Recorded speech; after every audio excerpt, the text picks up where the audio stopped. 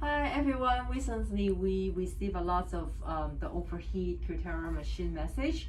So now I'm gonna let you guys show you guys how to prevent the overheat happen. So every day before we turn on the Cutera machine, we turn on the fan and then we turn on the machine. And then we also have to check if they have enough water. And so when you see it, that means they have enough water.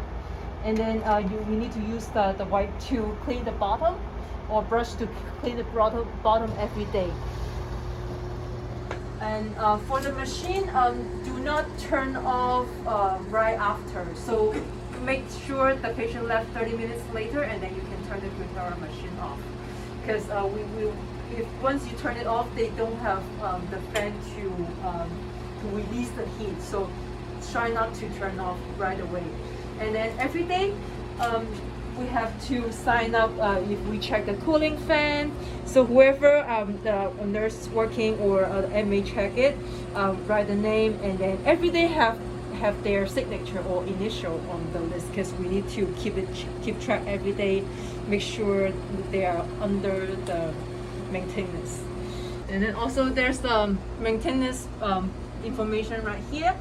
So make sure all the new nurse they understand and know how to maintain the machine.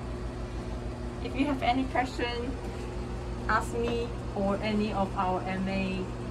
They should know it. Thank you.